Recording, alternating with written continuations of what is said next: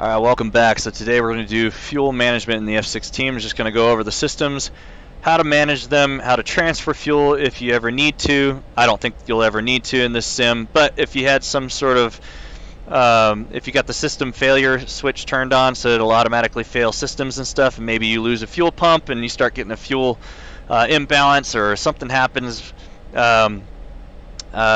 can use this to help you help yourself rebalance the jet and get the fuel where it needs to be, or just so that you have basic knowledge of how the system works, so you don't end up high and dry without any fuel. So alright, so the first is your fuel flow indicator. So this is pounds per hour. If I drop the throttle just a little bit, it's going to drop a lot of fuel per hour. So pounds per hour, 3,600 pounds per hour, go up to full mil, should be close to 5,000 pounds per hour. Down here you can see your fuel quantity indicator, and you can see we almost have 14,000 pounds total on the jet. If I put this thing into burner, you're going to see how many thousands of pounds per hour of fuel we're going to start burning here, and the faster we go, the higher this is going to go. You can get up past 30,000 pounds of fuel per hour really quickly. You're going to start burning fuel like crazy. So it's good not to use the burner unless you absolutely have to, or if you're crazy heavy, you need to get in the air as fast as possible. Or if you're trying to catch up to something, or you're trying to outrun something. But I would not be using afterburner as your main form of thrust. You want to keep yourself in full mil at the max unless you absolutely need to, especially if you're on a long mission. You're going to burn through fuel real quick as soon as you light that candle in the back. So next is your fuel quantity selector switch right here. So in norm, so this is just a junction box. This thing acts like a junction box for all your fuel sensors. You've got a fuel sensor in each fuel bladder inside the body of the jet. You've got a right wing bladder, a left wing bladder. You've got a bladder right behind the seat, I think holds 2,000 pounds or so. You've got a bladder in the aft section of the body, and then you've got your external wing tanks.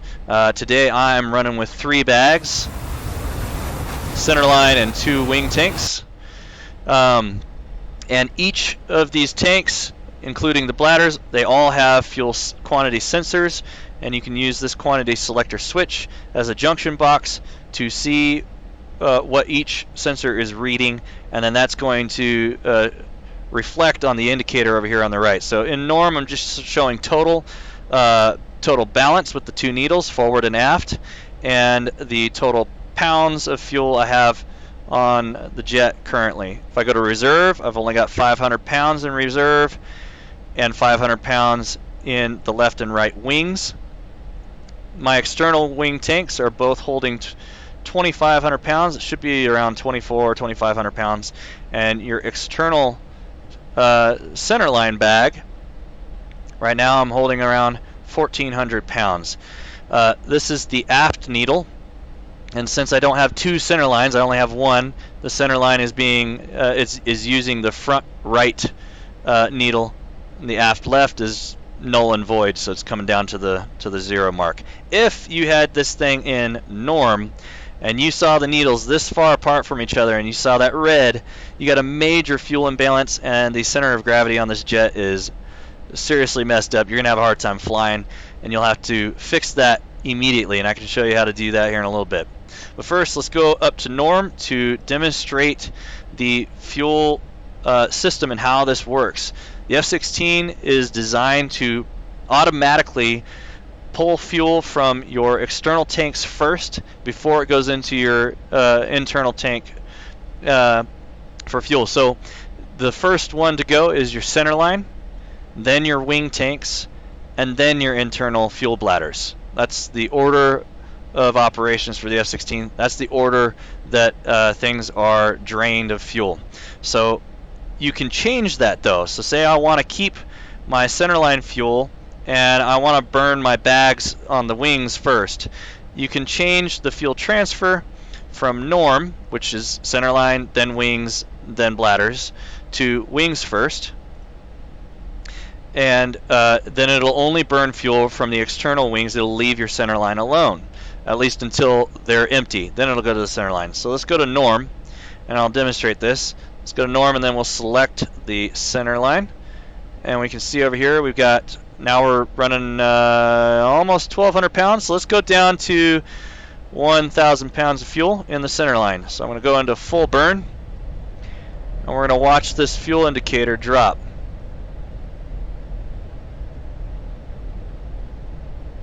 Alright, so we can see it's still dropping. Let's switch this to external wings, and notice they're still at 25. They're not dropping. Go to internal wings, still 500. Reserve, still 500. Center line is now at 1,000 pounds, and I'm pulling off the throttle so we can stop. So that's where we're at in center line. Wing tanks are still 25. Internal wings 500. Reserve 500. That's it. So if we want to go to wings first, switch this fuel transfer switch down to wings first, and then we're going to go to, we'll leave it in center line. I'm going to go into full burn. Here we go.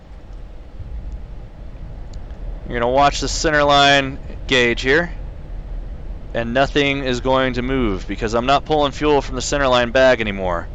Let's go to the external wings, and now look, we're already dropping. 2,400 pounds, still dropping. Go to internal wing, 500. Reserve, 500. Center line, still 1,000.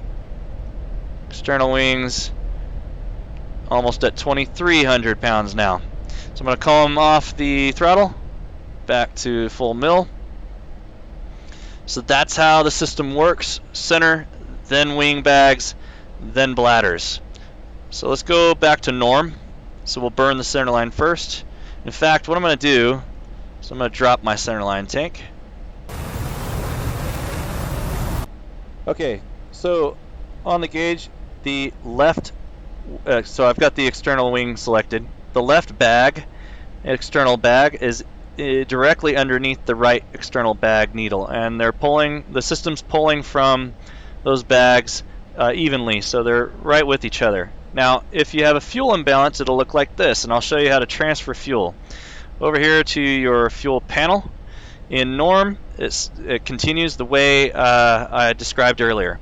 In aft, it pulls from the back of the jet if you're slick only. Forward, from the forward bladder right behind your seat only. When you still have external tanks, though, it's not going to pull from the aft, and forward, it's not going to pull from the forward bladder. With external wings, it's actually going to pull from the right tank if you're selecting forward. That's why FR, forward, right. So if you set it to forward, it's going to pull from the right tank. You set it to aft, it's going to pull from the left tank. So we're going to pull from the right tank. So we're going to set this to forward. And you can also keep in mind left, aft, right, forward. Right tank, left tank, right tank, left tank. Alright, so we're going to pull from the right tank.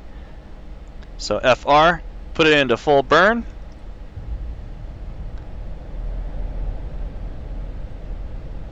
Alright, and notice I'm flying nice and horizontal right now.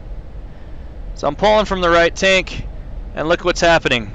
The left tank's not being pulled from, and we're starting to get a fuel imbalance. We got the red line here. So now my left tank is heavier than my right tank. My right tank is now becoming much, much lighter, burning all that fuel. And what's happening to my flight? Here pretty soon we're going to start seeing it. The whole jet's going to start trying to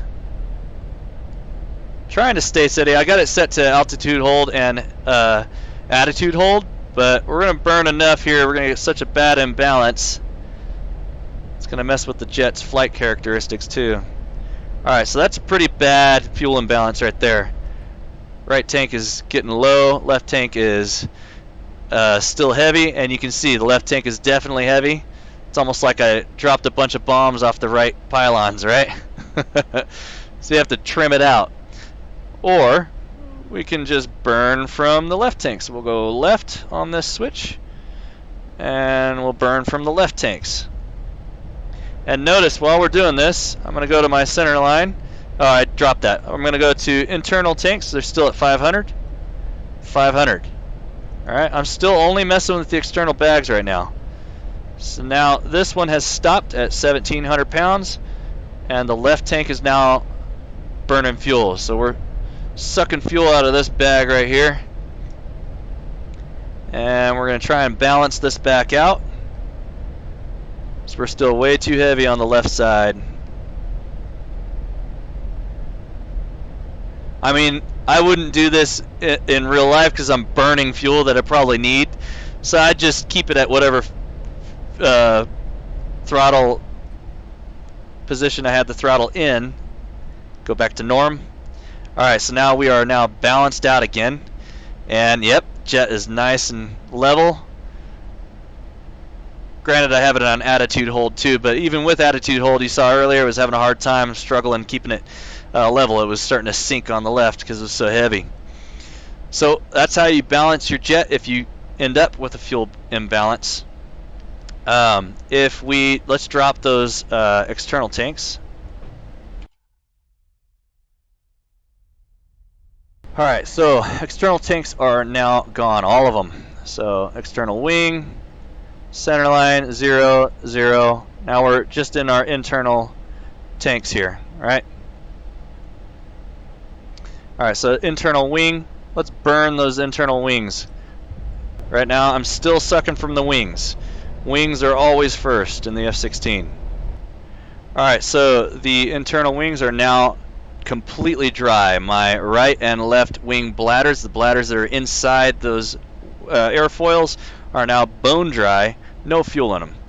My reserve is still at 500 pounds, and norm shows actually the fuel bladder that is immediately behind me, right behind the seat, and the fuel bladder that's in the back of the jet. So what I'm going to do now is I'm going to throw it into full burn, but I'm going to burn from the bladder immediately behind me, so the forward bladder. So this is the bladder that is right behind the seat. I'm going to start burning that first.